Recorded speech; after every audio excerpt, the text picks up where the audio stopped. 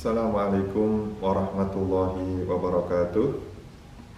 Alhamdulillahirabbil alamin wassalatu wassalamu ala asrofil anbiya'i wal mursalin sayyidina wa maulana Muhammadin wa ala alihi wa ashabihi ajmain, amma ba'd. Segenap saudara-saudaraku, anak-anakku sekalian, siswa Madrasah Muallimin Muallimat Rembang yang saya cintai, alhamdulillah pada pagi hari ini kita berkesempatan mengaji secara virtual yang diselenggarakan oleh madrasah dalam rangka menyambut bulan suci Ramadan dalam judul kajian Ramadan Madrasah Muallimin Muallimat Rembang tahun 1442 Hijriah. Anak-anak, siswa-siswa Madrasah Muallimin Muallimat Rembang yang saya cintai, tema pada hari ini yaitu tentang rukun-rukun puasa. Kita tahu bahwa puasa merupakan salah satu rukun Islam. Selain yang pertama adalah syahadat, yang kedua adalah sholat, kemudian puasa Ramadan, kemudian zakat, dan yang kelima adalah haji bagi orang yang mampu. Dan puasa ini secara umum yang diwajibkan oleh syariat kita, syariatnya Nabi Muhammad SAW, ini adalah puasa Ramadan saja. Selain puasa Ramadan tidak wajib hukumnya. Kalau ada misalnya puasa Senin Kemis, puasa Yaumu Arafah, Yaumu Tasu'a dan sebagainya, itu hukumnya sunnah. Tapi kalau bulan Ramadan ini hukumnya wajib. Nah, kemudian langsung pada intinya, rukun-rukun puasa itu ada berapa sebetulnya? Sebetulnya rukun, kalau kita berbicara tentang rukun puasa itu hanya ada dua. Yang pertama adalah niat, yaitu niat berpuasa. Dan yang kedua adalah al-imsak anil muftirat minal fajri ilal ghurub, yaitu menahan diri dari perkara yang membatalkan puasa mulai dari terbitnya fajar sampai nanti tenggelamnya matahari. Mulai dari sebelum subuh, sebelum waktu sholat subuh sampai masuknya waktu sholat maghrib, ya. Nah, kita akan kupas yang pertama yaitu tentang niat, ya. Niat itu apa? Niat itu adalah qasdul fi'li muqtaranan bi fi'li.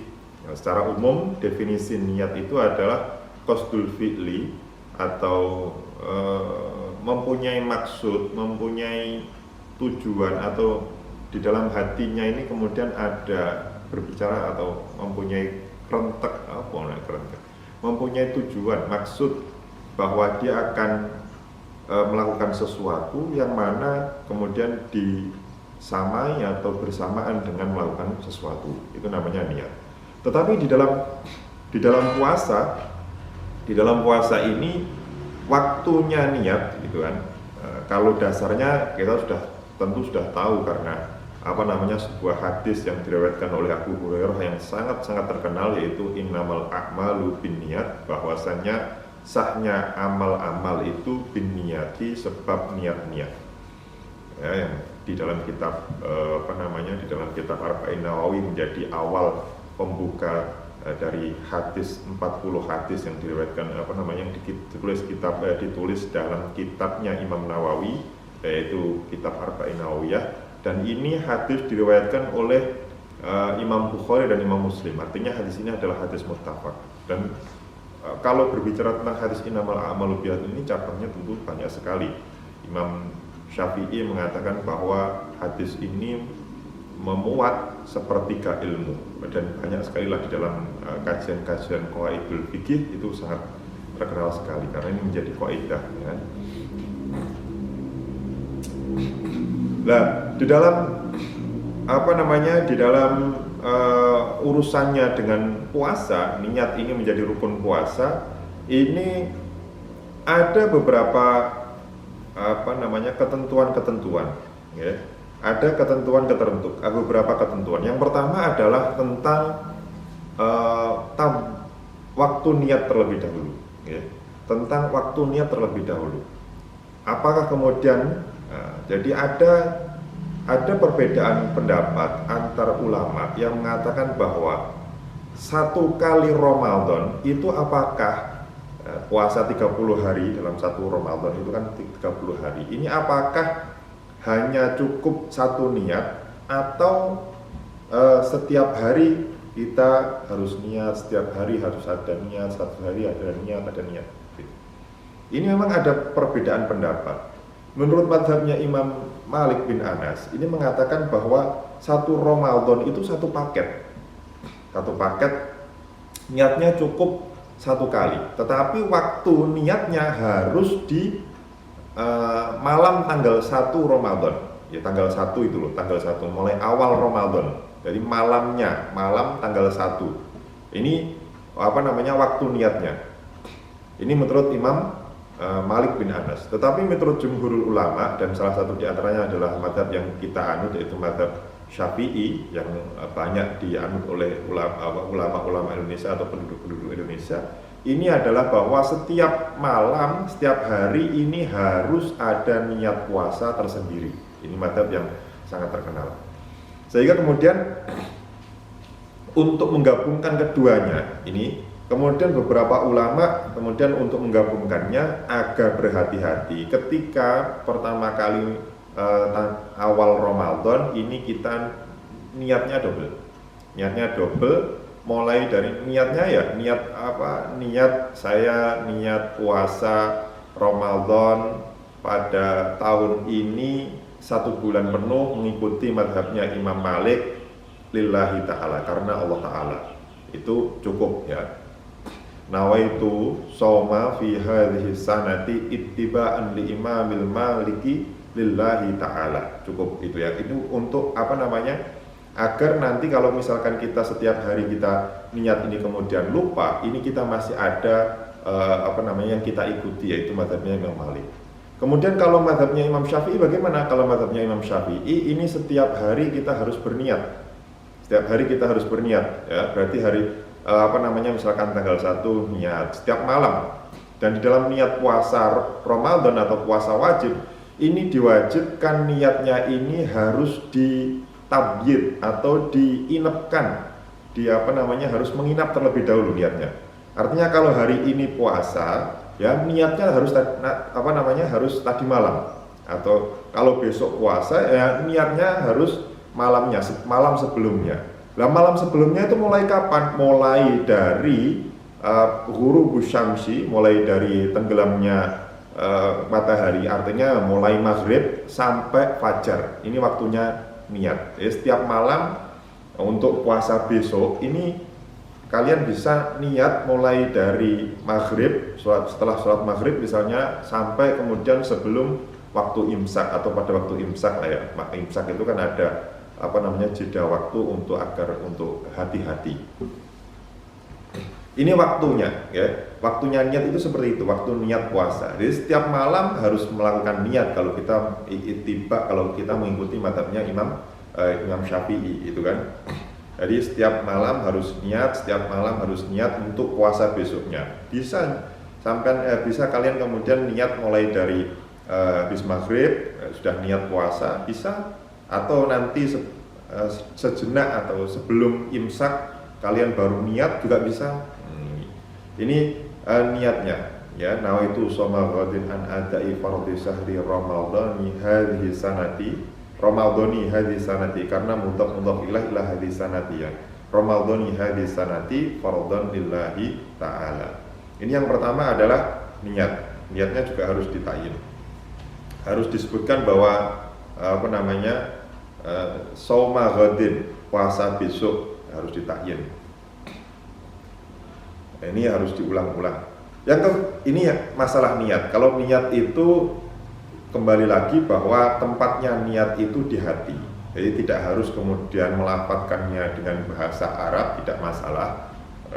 Bisa kemudian tidak dilafadzkan juga bisa. Yang penting adalah ada hudur fil qalbi, ada ada ucapan terhadap yang muncul atau niat atau qasdu atau tujuan melakukan di dalam hati, itu yang penting ya. Kemudian ada ta'yinnya, jadi sauma ghadin, puasa besok lillahi ta'ala misalnya. Ini ini niat, tempatnya di dalam hati ya. Tidak, kalau memang ju'ilatil lisan liyasta'inu alal qalbi ya, memang lisan itu, ucapan lafaz itu memang diucapkan untuk membantu hati. Kemudian ini yang masalah niat. Kemudian kalau puasa, dan lagi ada satu yang masalah niat juga. Kalau puasanya itu puasa sunnah, ini tidak diwajibkan tapi itu niat, menginapkan niat. Artinya kalau misalkan kalian pagi-pagi misalnya, malamnya tidak niat, terus pagi-pagi cari sarapan tidak dapat, terus belum masukkan apa-apa, terus sudahlah saya mau puasa saja hari ini, itu boleh, sah itu. Itu untuk puasa sunnah. Tapi kalau puasa Ramadan, puasa wajib tidak cukup niat yang seperti itu. Harus mulai dari malamnya.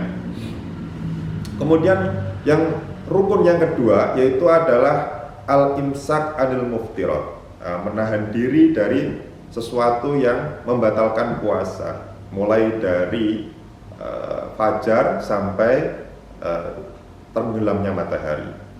Lah, apa saja perkara-perkara yang dianggap membatalkan itu, membatalkan puasa itu apa saja? Yang pertama adalah makan dan minum. Ya, kita tahu bahwa biasanya puasa itu ya orang mengidentikan dengan puasa dan minum, tidak makan dan tidak minum. Ya. Nah, ini kalau jadi lalu kemudian pertanyaannya lah, kalau lupa bagaimana Pak? Lupa makan dan lupa minum, apa kemudian juga membatalkan puasa? Kalau lupa tidak, ya. Tetapi kalau makan dan minum sengaja, maka ini merupakan membatalkan puasa. Ya, kalau makan dan minumnya ini sengaja, ini membatalkan puasa. Tetapi kalau tidak sengaja, lupa misalnya, manas ya wa huwa shaimun fa'akala aw syariba falyutimma shaumahu fa innahu at'amahullahu wa saqahu. Barang siapa yang lupa dia dalam keadaan puasa, kemudian dia makan atau minum, maka dia wajib untuk menyempurnakan puasanya. Karena apa? Karena fa inna ma at'amahullahu wa saqahu, karena itu merupakan jamuannya Allah, diberi makan oleh Allah dan diberi minum oleh Allah. Ini hadis riwayat Imam muttafaq alaih, artinya diriwayatkan oleh Imam Muslim dan Imam Bukhari. Ini yang pertama, makan dan minum lah. Ini sudah sangat terkenal, kalau masalah makan dan minum itu sudah banyak orang yang tahu. Kemudian yang kedua adalah usulu ainin ilal jawfi min manfadin maftuhin. Ya, sampainya sesuatu itu ain itu yang ada wujudnya, itu ain ya. Sampainya sesuatu yang ada wujudnya ila jawfin, menuju ke ke rongga, min manfadin maftuhin, dari tempat yang lubang yang terbuka.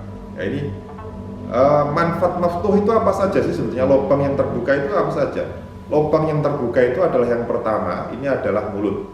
Kalau misalkan ada misalnya yang tidak makan dan minum ya, misalnya permen atau misalkan masuk ke dalam sini misalkan, ya biasanya tadi juga dinamakan sebagai dinamakan sebagai makan ya, mulut. Nah, ini kalau ada sesuatu yang masuk ke dalam mulut, misalkan disengaja masukkan atau berupa apa saja itu, misalkan ada lalat misalnya atau misalkan, nah ini disengaja ya, dengan fi'al atau dengan pekerjaan, maka ini membatalkan puasa.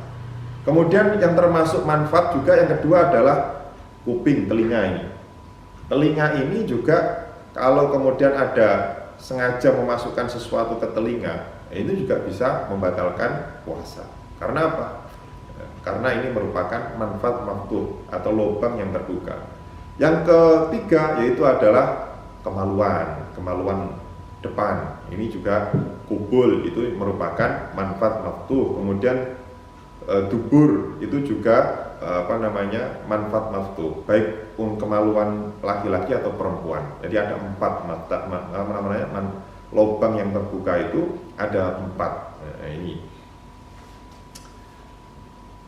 Lalu sekarang pertanyaannya, kalau vaksinasi Pak, membatalkan puasa apa tidak vaksinasi itu? Atau orang disuntik, itu banyak sekali kan pertanyaan itu. Kalau suntik itu kira-kira membatalkan puasa apa tidak? Kalau suntik, terus kemudian infus, bagaimana dengan infus? Itu kan pertanyaan-pertanyaan yang sangat yang sangat sering kali dijumpai. Untuk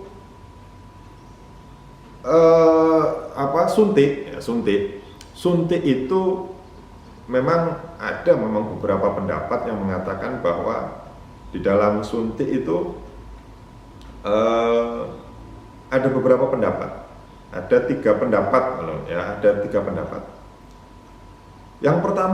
Pendapat yang pertama dalam masalah suntik ya, ini adalah tidak membatalkan secara mutlak. Ya.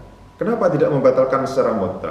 Yang pertama adalah membatalkan secara mutlak. Karena apa? Karena cairan suntikan itu kemungkinan masuk ke dalam rongga.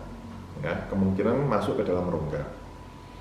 Ini yang pertama. Yang kedua mengatakan bahwa tidak batal secara mutlak.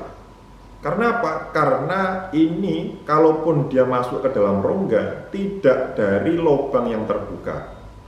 Nah, ini alasannya. Kemudian yang ketiga adalah ditafsil. Kalau itu mughadiyah, ada bentuknya menguatkan, ya, menguatkan tubuh, maka ini bisa membatalkan puasa. Tetapi kalau tidak, misalkan hanya tidak membatalkan, hanya hanya vaksin gitu aja misalnya, maka itu tidak membatalkan wudhu. Ini pendapat ulama. Dan yang yang ashah ini adalah yang ketiga. Kalau itu menguatkan, berisi suplemen atau apa, ini maka kemudian membatalkan wudhu, membatalkan puasa. Tetapi kalau tidak mughadiyah, hanya sekedar vaksin gitu aja, obat biasa, maka itu tidak membatalkan puasa. Ini pendapat ulama di dalam hal vaksinasi atau suntik lah ya, bisa dikatakan suntik itu juga sama hukumnya. Kemudian yang keempat yang membatalkan puasa itu adalah mutah itu memuntahkan sesuatu dari dalam tubuh. Ini juga bisa membatalkan puasa kalau muntahnya ini disengaja karena pekerjaan. Jadi disengaja oleh orang itu, kemudian mungkin jarinya dimasukkan ke dalam mulut misalnya, terus kemudian sehingga dia bisa muntah misalnya. Nah, ini bisa membatalkan puasa.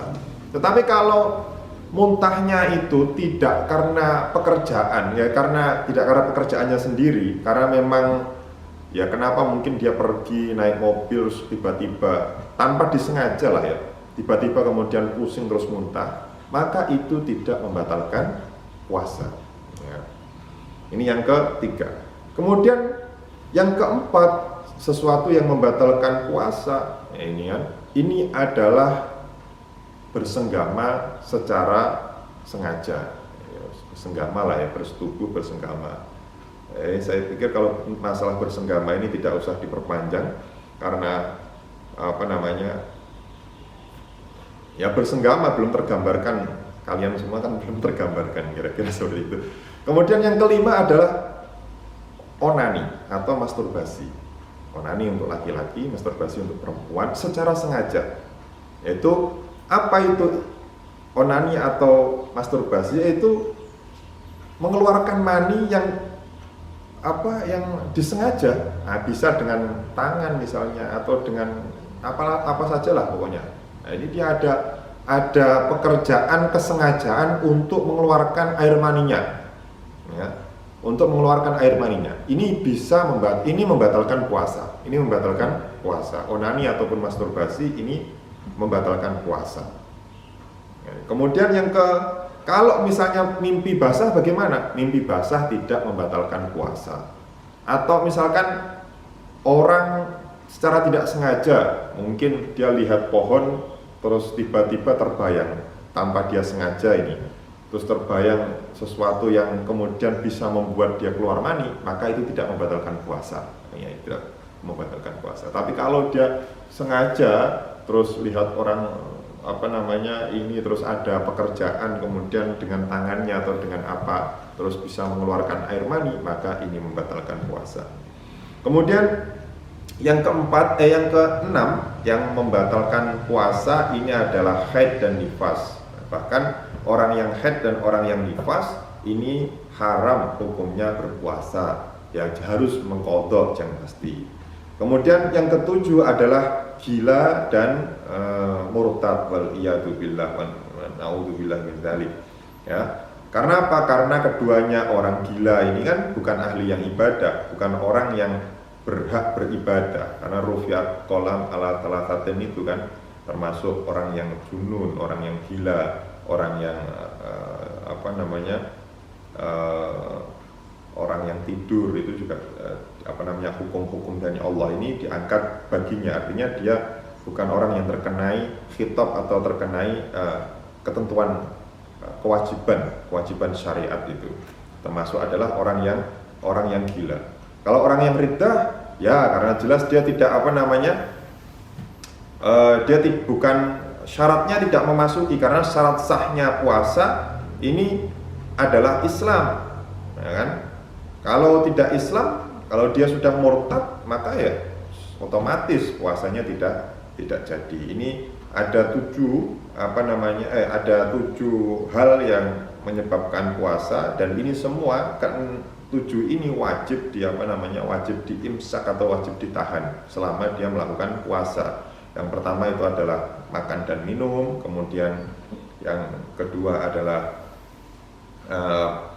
masuknya sesuatu dari lubang yang terbuka, yang ketiga adalah memuntahkan isi perut dengan sengaja, dengan pekerjaan, ya, kemudian yang keempat adalah bersenggama secara sengaja, kemudian yang kelima adalah onani atau masturbasi, yang keenam haid dan nifas, kemudian yang ketujuh adalah gila dan murtad.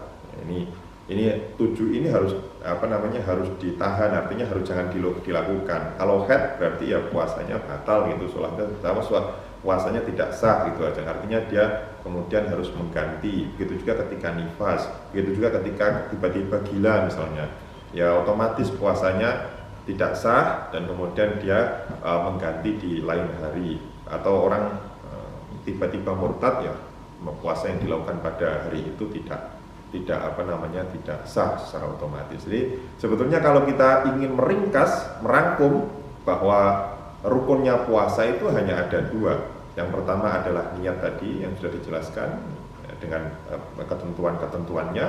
Kemudian yang kedua adalah imsak atau menahan diri dari sesuatu yang bisa membatalkan puasa, mulai dari fajar, mulai dari subuh sampai kita di Indonesia sudah enak, sudah ada sirine yang menandakan bahwa imsak itu ya 5 menit sebelum sebelum waktu subuh biasanya. Karena apa? Karena biar 5 menit ini sebagai waktu agar hati-hati agar jangan sampai kemudian sudah subuh dia masih makan itu. Kalau ukuran pastinya itu sebetulnya adalah ketika munculnya fajar itu kan ya sebagai penanda masuknya sholat subuh. Artinya ya waktunya puasa itu ya ketika masuk sholat subuh itu kan, sampai kemudian azan maghrib. Karena azan maghrib ini merupakan alamatnya waktunya itu kan ketika tenggelamnya matahari. Nah ini sebagai akhir dari puasa itu ya ketika matahari tenggelam, dan sebagai awal dari waktu sholat maghrib. Demikian kajian Ramadan tentang rukun-rukun puasa. Semoga memberikan manfaat bagi kita semua dan keberkahan bagi kita semua. Wallahu yuwaffiquna fi ma yuhibbu wa yarda. Wassalamualaikum warahmatullahi wabarakatuh.